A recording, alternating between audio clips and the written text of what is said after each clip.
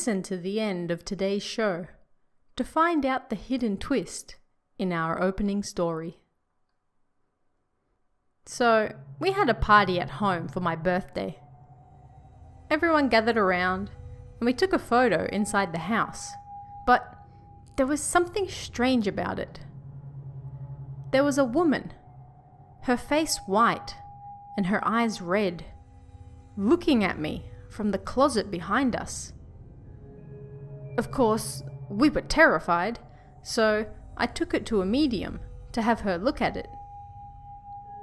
"I don't sense any spirit in this picture. It's not a ghost photo," she said. "Oh, thank God. Don't scare me like that."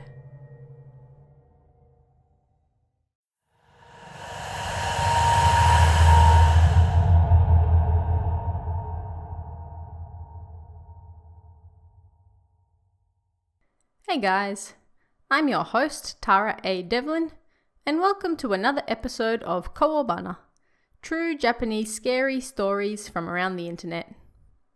I'd like to start this episode by saying a big thank you to everyone who has joined our Patreon over the last few weeks.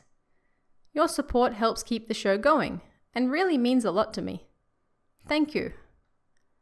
If you would also like early access to both this show and Toshiden, exploring Japanese urban legends, plus special bonus episodes, you can head over to kowabana.net to find out more.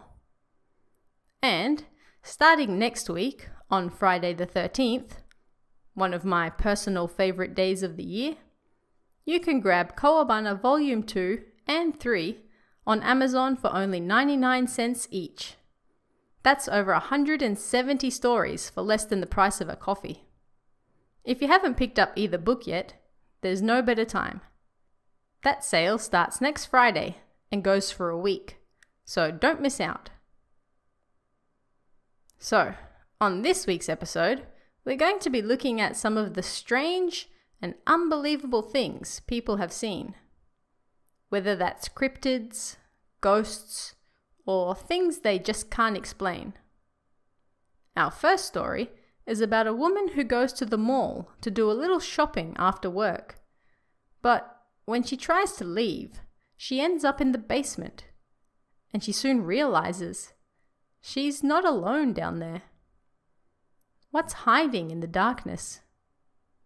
Find out in The Thing in the Basement.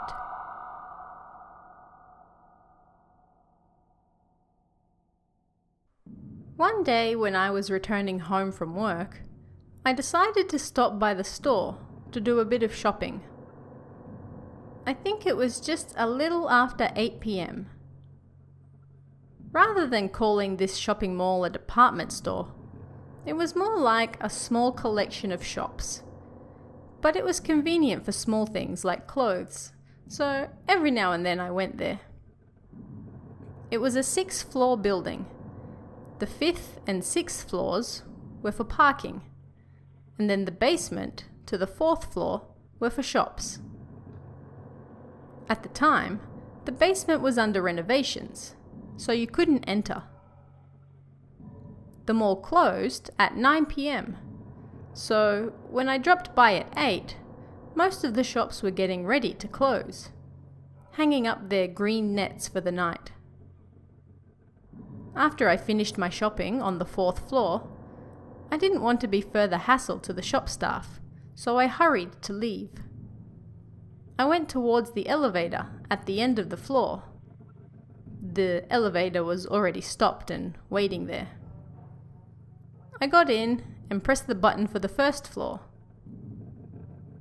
Now, I've ridden that elevator many times. It's cramped, with no window. The lights are dim. It's slow moving and noisy, with a huge mirror in the back. It's not a nice place to be in. When the elevator started moving, I looked at the buttons and noticed that the light for the 1st floor wasn't on. The light for the button underneath it, the basement, was lit up. I figured I'd just pressed the wrong button by mistake, so I pushed the first floor again, but the light wouldn't come on. And so it continued down to the basement, currently restricted due to renovations, and the doors slowly opened. Everything was under construction, so it was pitch black. Not a single light was on. The only thing I could see was the green emergency exit sign. Of course, there were no tenants there. It was just a wide open space. It was kinda creepy, so I pressed the button to close the elevator doors, and once again tried to go to the first floor. But just as the doors were about to close, I saw something out of the corner of my eye.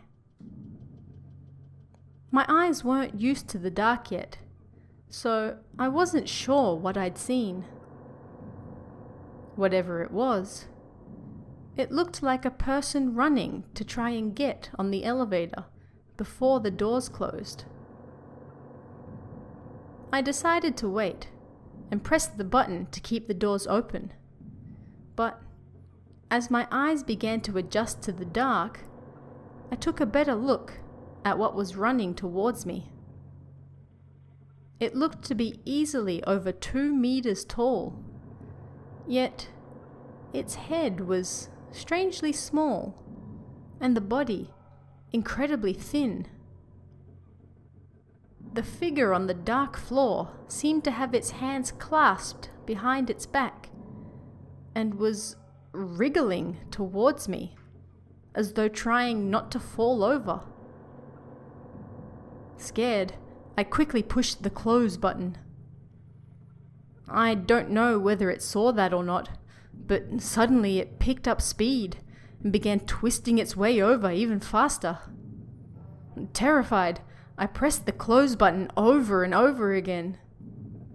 Finally, the doors began to close slowly, and then I finally got a glimpse of the figure under the light of the emergency exit sign. It was bald, like a monk. And while I didn't see it very clearly, I also remember it was barefoot. Even after the doors closed, I kept hitting the close button like an idiot, but the elevator refused to go anywhere. I'd forgotten to press the button for the first floor. Quickly I pressed it, and as I did, there was a loud bang against the elevator door, like something hitting it really hard. I kept hitting the button for the first floor repeatedly, and as soon as it arrived, I flew out and ran out of the building. After that, I called my friend to come and pick me up. I didn't tell them anything about what happened. Our next story is about a young woman who returns home to find someone peeping through her parents' bedroom window. But there's something not quite right about the situation, and when she realizes what, she can't believe her eyes. Find out why in I Saw Someone Looking In.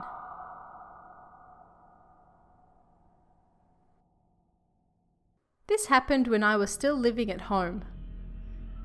My parents' house is an apartment on the first floor. Both my parents work, so usually when I get home, no one's there. On this particular night, I returned home from work and went to my room to get changed, when I saw what looked like someone peeping through the curtain. Shocked, I ran to the living room, but then I realized that perhaps the window in my parents' room was open, because it was summer. Nervously, I went to their room, and there was someone outside, staring right at me. It was dark, so I couldn't see his face clearly, but it was a man with glasses and a buzz cut. Gripped with fear, I yelled out, Who are you?" However, he ran away. Man, the first floor really is scary. I'm glad nothing happened, I thought, and that was the end of that. Then one day, a few weeks later, I was out with my friends, and when I returned home around dawn, I noticed that I'd carelessly forgotten my house key. I didn't know what to do, but in the end, I decided to just wake up my sleeping parents and have them let me in. I quietly went around to the back of the apartment and reached out my arm to tap on their window, when suddenly I remembered that day and got goosebumps. I clearly saw the guy that day from the waist up, but even though our apartment is on the first floor, the inside is built a little higher. The windows reach your waist from inside the room, but when viewed from the outside, they sit at about 1.5 meters high. I looked around, but I couldn't see anything that looked like you could climb up on. Plus, when he ran away, it didn't look like he dismounted from anything. So, what exactly did I see?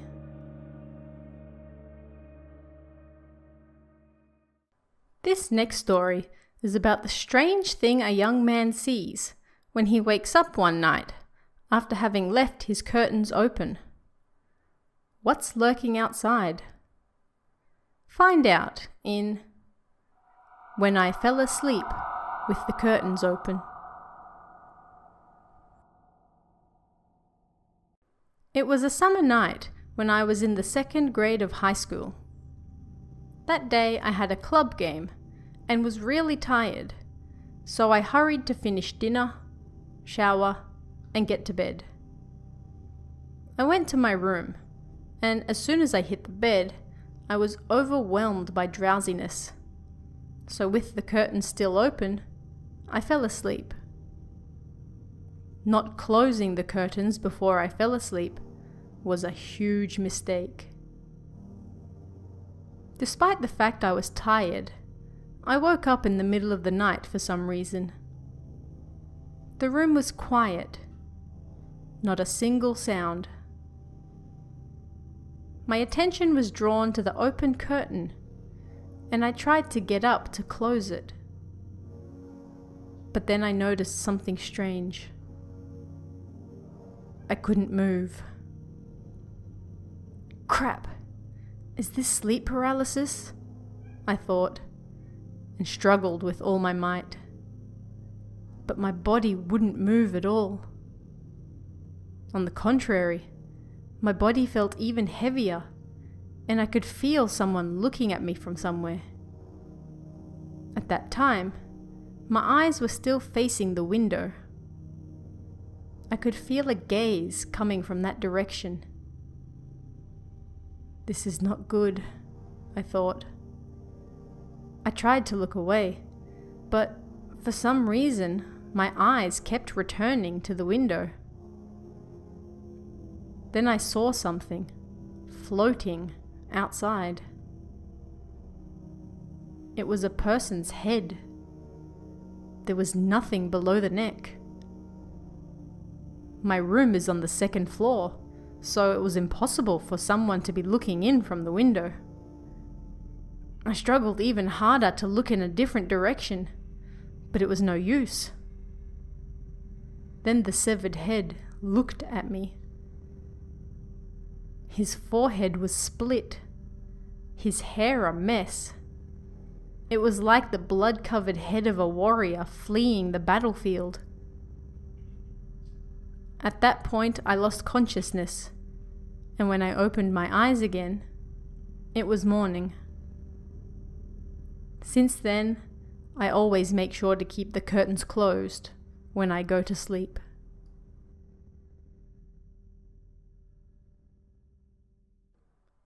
It's not uncommon for severed heads to take on a life of their own in Japan, and there are many stories about this in Japan's past. Perhaps the most famous is of Taira no Masakado, a samurai from the Heian period. He was killed for rebelling against the government, and his severed head displayed for all to see. But even after death, his head did not decompose, and one night it up and flew away, landing in modern-day Tokyo, where a shrine to the man still stands today. Now, our next story is about a man's misadventures with a public toilet early in the hours of the morning, and the sudden realization that he's not alone in there. Find out what happens in Public Toilet.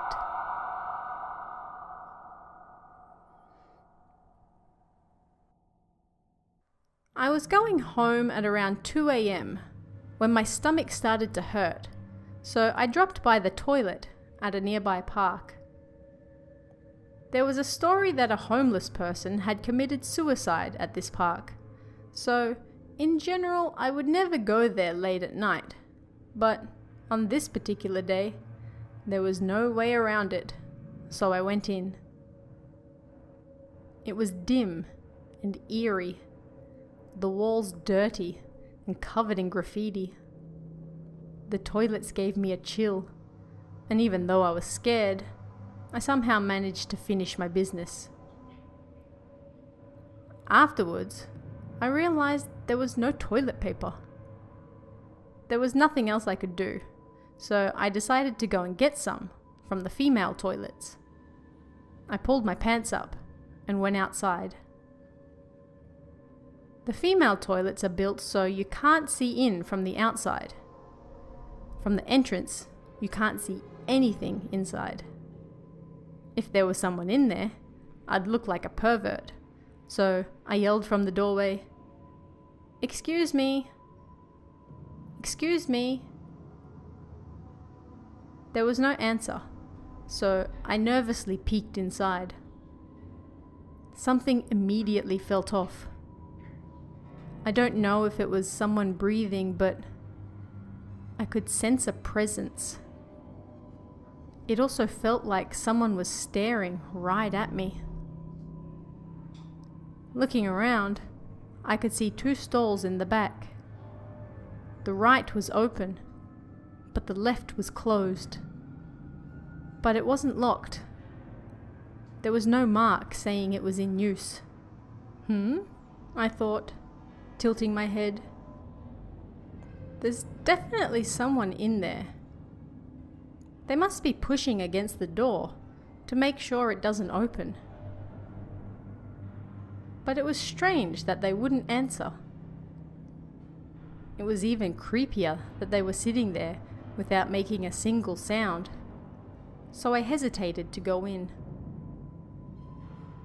I thought about it for a bit. Perhaps there was a lady doing her business inside, and she was too embarrassed to reply. She doesn't want anyone to hear anything, so she's just sitting there frozen, I thought. So I went to sit on a bench outside the toilet and decided to wait. 5 minutes passed, and still no one came out. I'd done my business without wiping, so as time passed, it was kinda gross. Determined, I called out into the female toilets again. "Excuse me, can I borrow some toilet paper?" There was no answer. Nervously, I looked inside again, and to my surprise, this time the right door was open, and the left door was closed. The person inside must have moved.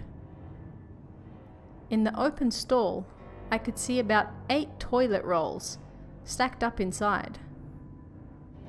As I saw that, the blood drained from my body. They want me to go in there. They're trying to tempt me in. It was likely all the toilet paper had been taken from the male toilets, and they were waiting for someone to come get it. The realization terrified me, and I just stood there, blankly. Then, from inside the closed stall, I heard a deep voice, like that of an old man.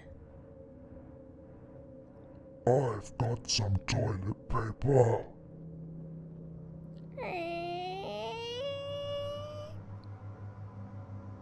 The door slowly began to open, and the moment I saw inside, I took off running.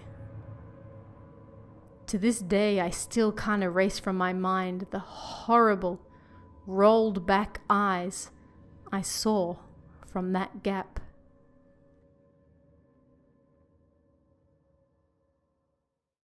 Our last story for this week is about a young man who visits an abandoned theme park to check out whether rumors of something strange appearing there are true. What he finds, however, may prove to be even stranger than fiction. Find out what happens in The Abandoned Theme Park.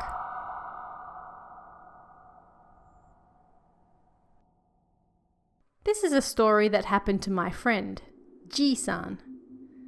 At the time, there was a rumor going around at our part-time job about a blue bear that appears at the haunted mansion in the abandoned theme park. Ji-san was completely drawn into the story and apparently went to the side of the theme park to check whether it was true or not. He got lost in the mountains, however, and by the time he reached the park, it was already past 9 p.m. He stopped at a gas station on the way and asked the female clerk how to get there, because he didn't realize he'd just been driving around the mountain in circles until that point. He's a bit of a scaredy cat, but having gone all that way, he took out his digital camera and torch and went inside. Who knows how many years had passed since it was last in operation, but the place was overgrown with weeds, and the rides were rusted. He couldn't tell what building might have been the haunted house, and going inside one, it was just humid and full of mosquitoes. It was kinda gross, so he took a few photos and decided to leave.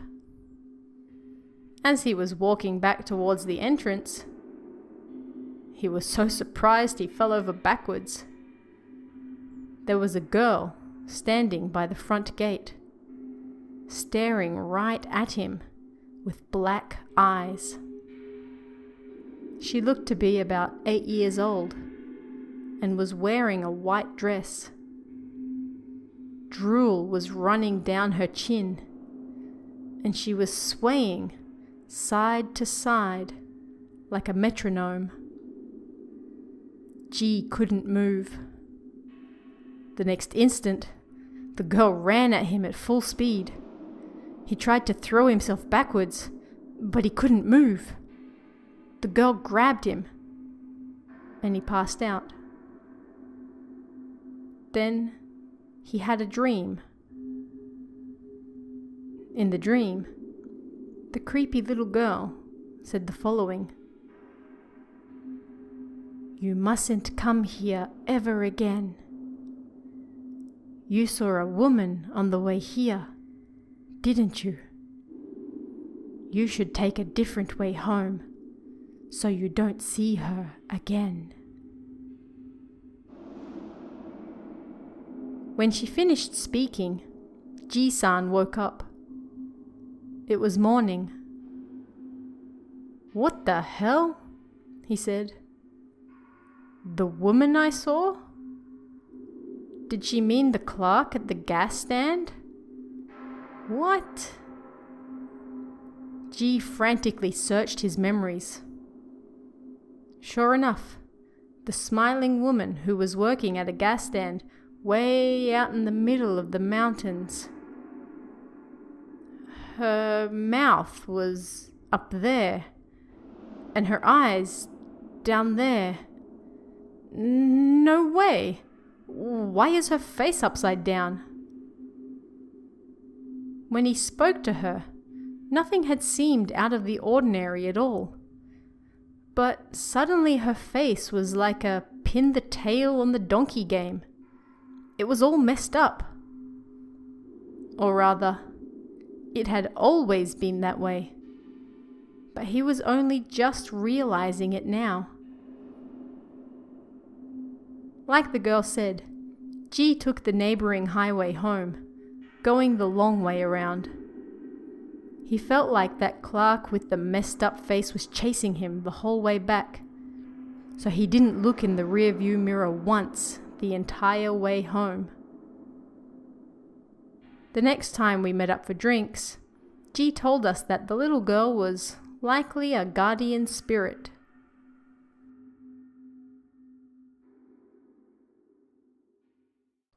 So did you catch the hidden twist in today's opening story? The guy mentions he took a photo and saw a strange woman hiding in his closet, looking at him. He took it to a medium, but she said there were no spirits in the photo. So, if the woman wasn't a spirit, what was she then? Sometimes real human intruders are scarier than ghost ones could ever be. And that's all for this week's episode. Don't forget to follow us on Twitter or Facebook for even more scary stories, tidbits, and updates. And if you haven't picked up Kowabana Volume 2 or 3 yet, you can grab both for 99 cents each, starting on Friday the 13th. This sale only lasts a week, so don't miss out. And I'll see you again next time for even more Kowabana, true Japanese scary stories from around the internet. Want even more scary stories? Head over to kowabana.net for new translations every week. You can also join our Patreon for exclusive stories you won't find anywhere else. Head over to kowabana.net now.